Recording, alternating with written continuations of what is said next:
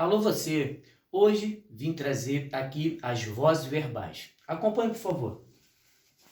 As vozes verbais vão nos indicar a postura do sujeito em relação ao processo verbal. E essa postura pode se dar de três maneiras: o sujeito agindo, o sujeito sofrendo ou, ao mesmo tempo, o sujeito praticando e agindo. Muito bem, vamos lá. A primeira voz, a ativa, vai se caracterizar por não ter uma estrutura própria.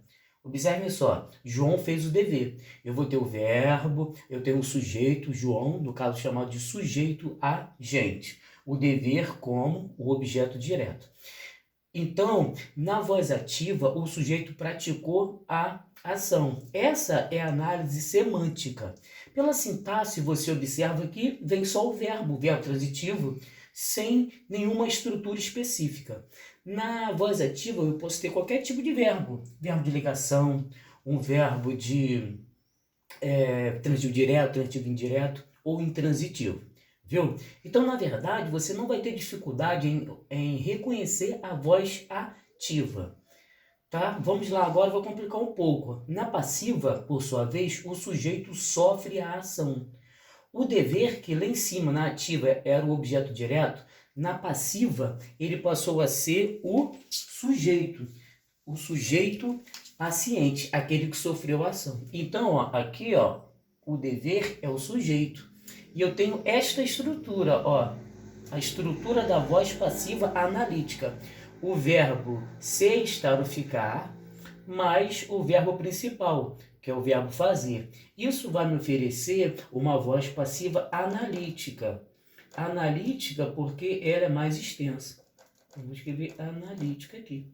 A banca pode te perguntar isso, tá? Ela não quer saber se é voz passiva ou ativa. Ela te diz que é voz passiva e te pergunta se vai ser corrigir aqui, se vai ser analítica ou sintética. Tá ok? Esse piloto aqui já tá acabando. Show de bola? Na sintética, o que você vai ter que ter? Vai ter que ter uma partícula C. Aí aqui nós vamos ter a problemática de PA, partícula passivadora, mais PIS, partícula de indeterminação do sujeito. Depois nós vamos gravar um videozinho só com essa distinção.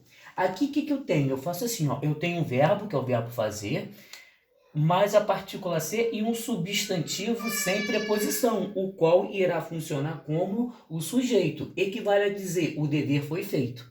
Certo? Então, tem o verbo transitivo direto, mais a partícula C e o substantivo sem preposição. Logo, terei a voz passiva sintética. Sintética, você vai se lembrar disso aqui, ó, da partícula C, sintética. Viram? Esse aqui, voltando aqui um pouco na analítica, esse aqui que é o agente da passiva lá. É o termo que vem sempre introduzido pelas preposições de ou por e vai exercer a ação quando o verbo estiver na voz passiva analítica. Viram a voz passiva sintética? A voz passiva sintética vai ter a seguinte estrutura, ó. Ela tem que ter um verbo, lógico, um verbo transitivo direto ou transitivo direto e indireto. Tem que ter a partícula C e um substantivo sem preposição. Se eu disser-lhes assim, ó, vive-se bem em São Gonçalo, eu não tenho substantivo sem preposição, o qual possa ser o sujeito desse verbo viver. E o verbo viver é intransitivo. Logo, eu vou ter o quê? Voz ativa com PIS, partícula de indeterminação do sujeito. Por enquanto, a intenção aqui é apenas te apresentar as três vozes. Depois é que virão os problemas, por exemplo, entre PA e PIS. O exemplo com o qual eu gosto de trabalhar é: come-se muito no Natal. Eu não disse o que é comido, tampouco quem come. Logo, tem voz ativa e PIS, partícula da indeterminação do sujeito. Porém, se eu disser-lhes assim, ó, come-se muita rabanada no Natal, aí sim eu terei voz passiva sintética, equivalendo a dizer muita rabanada é comida do Natal. Viram? E a reflexiva? A reflexiva é aquela que vai ter o valor semântico de o sujeito pratica, olha lá, eu amo, e eu sou amado. Observe? Então eu vou ter um pronome reflexivo. Equivale a dizer eu amo a mim mesmo. A mim mesmo. Essa é a voz passiva. Não, essa é a voz reflexiva. E é importante que você saiba também Qual é a função sintática desse pronome reflexivo? Olha lá, se amar é VTD, então aqui vai ser OD. Eu é o pronome pessoal do caso reto com a função sintática de sujeito. E o me é pronome oblíquo ato com a função sintática do objeto direto. Nós nos amamos, eu vou ter a voz reflexiva recíproca, tá? É questão de prova também. Recíproca. Recíproca porque o verbo está no plural. Equivale a dizer nós amamos a nós mesmos. Quando eu tiver o verbo assim no plural, ela é chamada de recíproca. Significa dizer um ao outro. Viram? Então são estas as três vozes verbais. Na verdade, a dúvida que existe ou a insegurança está na passiva, principalmente com a partícula C. Quando vai ser partícula C indicando PA, a passivadora, ou PIS. Viram? Então nós vamos ter que fazer uma abordagem daqui a pouco só com PA e PIS.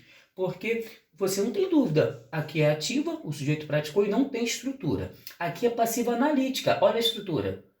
Compreenderam? O dever é o sujeito. Sujeito paciente. Ele sofreu a ação de ter sido feito. Olha a estrutura. Tem que ter o verbo ser, estar ou ficar, mais o particípio do verbo principal. Aqui que tem que tomar cuidado com PA e PIS.